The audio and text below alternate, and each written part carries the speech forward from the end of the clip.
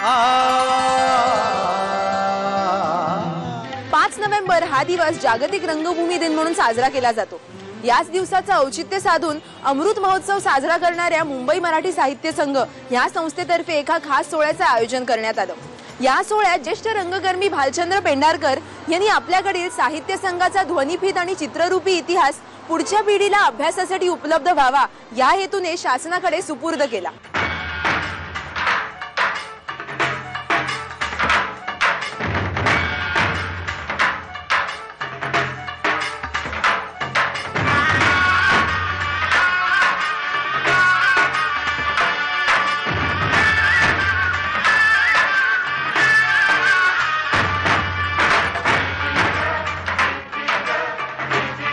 मुंबई मराठी साहित्य संघ नाट्य शाखा सादर करीत आहे संगीत नृत्यमय प्रणय मधुर नाटक होनाजी बाळा।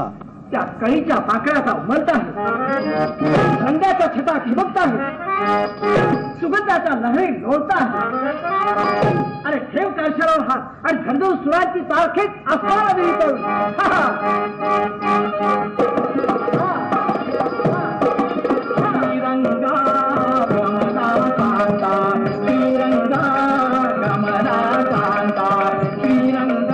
गेल्या 75 वर्षात साहित्य संघाने जे काही साहित्यिक आणि नाट्यविषयक कार्य केलं त्याचे वेगवेगळे कार्यक्रम आम्ही प्रेक्षकांना दाखवतोय।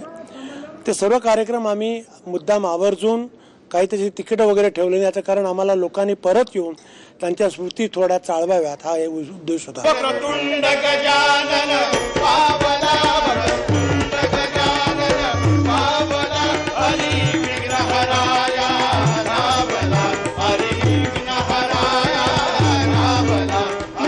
साहित्य संघाच्याच होनाजी बाळा, भावबंदकी, स्वयंवर, संन्यस्त खड्ग, गोरा कुंभार या नाटकातील नाट्यप्रवेश सादर करून संगीत नाटकाचा सुवर्ण काळ ह्या सोहळ्यात जागा करण्यात आला। 75 वर्षापूर्वी नाटक आणि रंगकर्मींना हक्काची रंगभूमी देणाऱ्या या संस्थेच्या आजवरच्या प्रवासात सहभागी असलेले ज्येष्ठ रंगकर्मी या सोहळ्यासाठी उपस्थित होते। पुतण्याचा खून करण्याची पद्धत तुमच्या घराण्यात पूर्वी होती। तुम्ही हा नाहक अपराध आमच्या माथी मारतात शास्त्री बुवा। शास्त्री बुवा, अहो गारद्यांच्या हातून गाय चुकून मारली गेली तर आपण ह्या असल्या बोलण्यानं वासरू जाणून बुजून मारित आहात। मराठी रंगकर्मींचं मुंबईतील मूळ घर मानल्या जाणाऱ्या साहित्य संघाला हाऊसफुलच्या संपूर्ण टीमतर्फे अमृत महोत्सवाच्या शुभेच्छा। तिकडे देशभरातील रंगकर्मींना आपली दखल घ्यायला लावणाऱ्या पृथ्वी फेस्टिवलला मोठ्या दणक्यात सुरुवात झाली आहे। ज्येष्ठ रंगकर्मी भालचंद्र पेंढारकर यांच्या हस्ते नारळ वाढवून ह्या सोहळ्याचं उद्घाटन करण्यात आलं।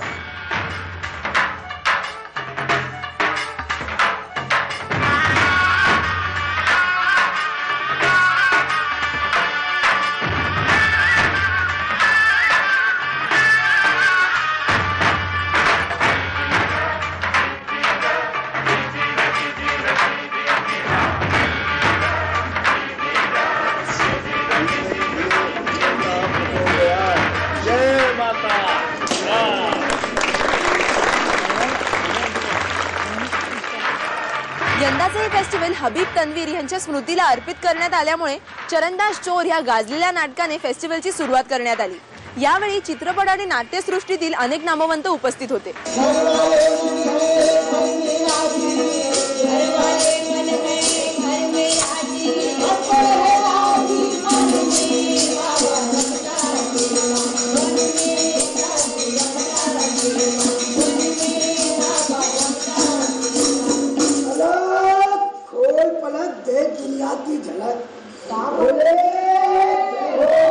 मुंबईत खास करून जिथे लोक सगळीकडनं येत आहेत आपली स्वप्न घेऊन, तिथे नाटक जर सगळीकडनं येऊन जर होणार असेल तर त्याच्यापेक्षा सुंदर गोष्ट नाही आणि त्याचाच हा हेतू असा। तमाम हिंदुस्तान से अलग अलग जगह से थिएटर यहाँ पर आएगा और थिएटर के लोग आएंगे और अपना अपना नाटक करेंगे और ये मतलब बॉम्बे के लोगों को देखने का मौका मिलेगा और उन लोगों को अपनी कला दर्शाने का मौका मिलेगा।